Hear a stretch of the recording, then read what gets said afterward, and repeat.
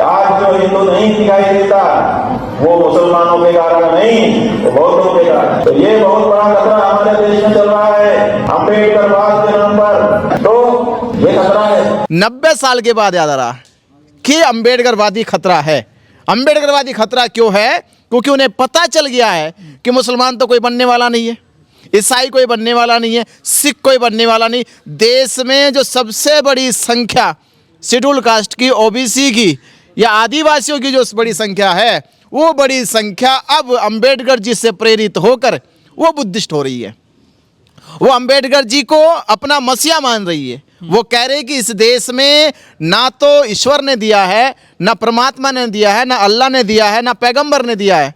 या जो कुछ भी दिया परम पूज्य बाबा साहब अंबेडकर जी ने दिया, संविधान ने दिया है। संविधान ने दिया है। तो बाबा साहब अंबेडकर जी को अब पूरा देश मानने लगा है। और खास तौर पे वो लोग जो इनकी बपोती बने हुए थे, जो इनके गुलाम बने हुए थे। क्योंकि आज शंकराचार्य के पेट में दर्द इसलिए होने लगा क्योंकि वर्ण व्यवस्था के आधार पे ब्राह्मण श्रेष्ठ था।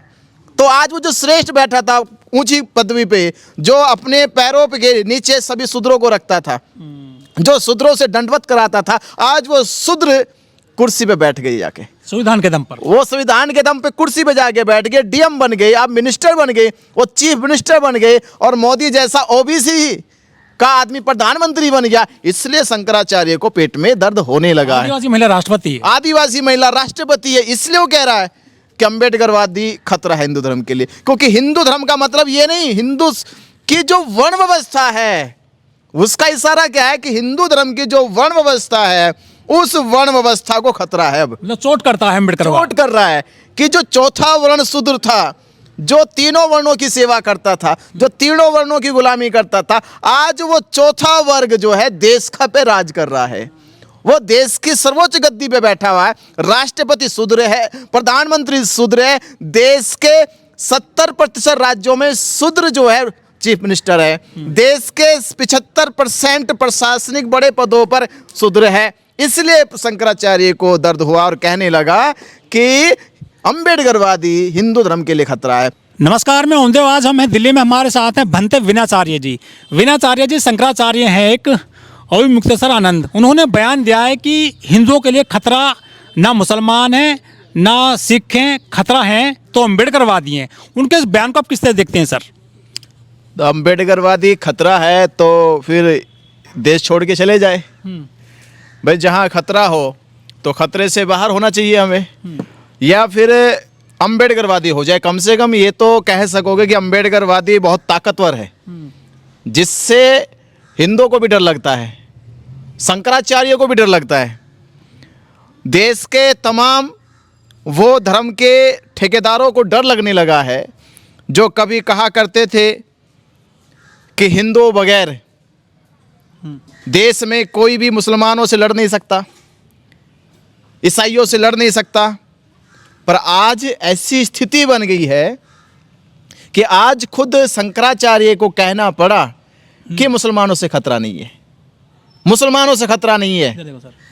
तो मुसलमानों से खतरा नहीं है जिन मुसलमानों से 1000 साल से लड़ते आ रहे, जिन मुसलमानों के नाम पे सरकारें बनाई जा रही है, जिन मुसलमानों को ये कहकर कि पाकिस्तान चले जाओ, बांग्लादेश चले जाओ, अरब चले जाओ, आज शंकराचार्य कह रहे कि मुसलमानों से खतरा नहीं है। जहां मुसलमानों को जिहाद के नाम पे आए दिन मॉब लिंचिंग के नाम पर, गाय के नाम पर उन्हें मारा जाता है, उनकी हत्या की जाती है, धार्मिक उन्माद, धार्मिक झगड़े लगाए जाते हैं। आज शंकराचार्य कह रहे कि हमें मुसलमानों से खतरा नहीं है। तो खतरा किनसे है? तो खतरे को समझना होगा कि बाबा साहब अम्बेडकर जी ने आज़ादी से पहले भी 13 अक्टूबर 1935 को कहा येवला की एक सभा में कि मैं हिंदू धर्म में पैदा हुआ, ये मेरे बस की बात नहीं थी, पर मैं इसमें रहकर मरूंगा नहीं, ये मेरे बस की बात है। तो ये तो 1935 में खतरा इनको शुरू हो गया था।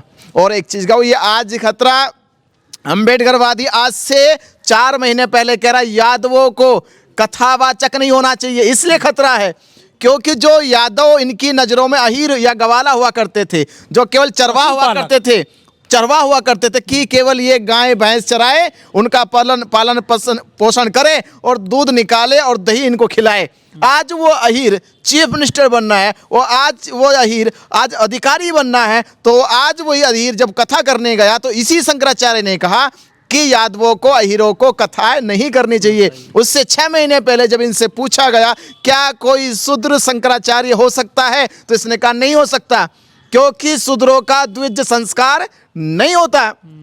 केवल द्विज संस्कार की परंपरा अनुष्ठान ब्राह्मणों को दिया गया। उसके बाद अगर कुछ मिल बचा कुचा है वो क्षत्रियों को मिल गया। हिंदू राष्ट्र इसीलिए बनाना चाहते हैं, हिंदू राष्ट्र बनाना चाहते इसलिए कि वर्ण व्यवस्था कायम हो जाए।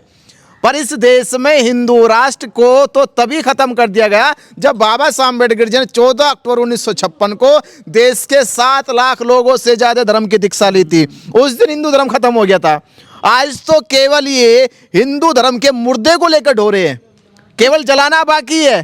और बाबा साहब अम्बेडकर जी ने 1927 में मनुस्मृति जैसे इनके ग्रंथ को भी जला दिया था। वो ग्रंथ जल गया, इसका मतलब ग्रंथ भी जल गया, संस्कृति भी जल गई, इनकी व्यवस्था भी जल गई। तो आज तो केवल मुर्दा इनके पास बचा है, वो कुछ दिनों में और खत्म हो जाएगा। देखते जाना कि आज आदिवासी जग रहा है, देश का बैकवर्ड जग रहा है, शेड्यूल कास्ट जगी चुका है। धीरे धीरे देश की 80% आबादी आने वाले कुछ समय में जब संविधान को हाथ में लेकर चलेगी और कहेगी कि बाबा साहब अम्बेडकर जी ना आते नहीं, ये हालत वही होती कि ना आते भीम हमारे, क्या हालत होती दलितों तुम्हारी, गले में हांडी पीछे झाड़ू बांधे जाते, अपनी मर्जी के तो तुम कुछ भी ना कर पाते, मरे जानवर का मांस तुम खिलाए जाते। और आज है भीम बदौलत कि आज पढ़ लिख कर डिप्टी कलेक्टर मिनिस्टर बन पाते। तो बाबा साहब अम्बेडकर जी के जो बदौलत, आज संविधान की बदौलत जो आज ये कलेक्टर मिनिस्टर बन पाए हैं, इसलिए उनको दर्द होने लगा है। तो ये जो दर्द है ये जायज दर्द है कि शंकराचार्य को दर्द हुआ, ये जायज दर्द है कि उसको लग रहा है कि जो इनके गुलाम थे, जो इनके नौकर चाकरी करते थे, आज वो अफसर बन गए हैं, आज वो बड़े पदों पे चले गए, आज इन पे हुक्मरान बनकर वो इनको आदेश देने लगे हैं। जैसे आप देखोगे इनको दर्द कहाँ से सबसे बड़ा हो रहा है, ये कहते हैं वर्ण व्यवस्था में कि राम हमारा, कृष्ण हमारा, धर्म हमारा, पर आदेश किसने दे दिया? मोदी ने। मोदी एक देश का राजा बन के उसने कहा सारे शंकराचार्य लाइन में लग जाओ, सारे शंकराचार्य को लाइन में लगा दिया। मोदी ने ना तो इनके ग्रंथों की सुनी, ना इनके शास्त्रों की सुनी, ना शंकराचार्यों की सुनी। तो ये जो शूद्र है वो प्रधानमंत्री भले उनकी नजरों में चलता हो, पर उनको खटकता इस नाते भी है वो शूद्र है, वो शूद्र है। राष्ट्रपति बन गई है पर उनको खटकती इसलिए कि वो शूद्र है, वो महिला है।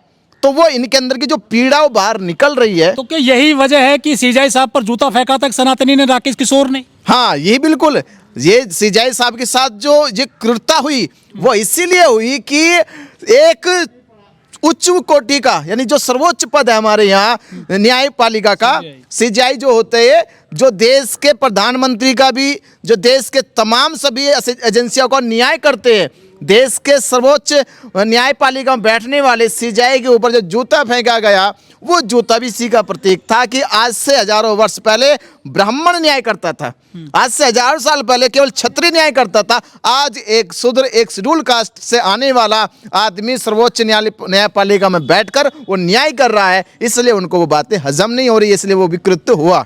लेकिन सर, हमारे देश में जो मंदिर तोड़े या खजाना लूटा या अटैक किया, जो बाहरी आक्रांता हैं वो या तो मुसलमान हैं या फिर मुगल हैं, तो ऐसे में मुसलमानों का विरोध करना चाहिए शंकराचार्य साहब को।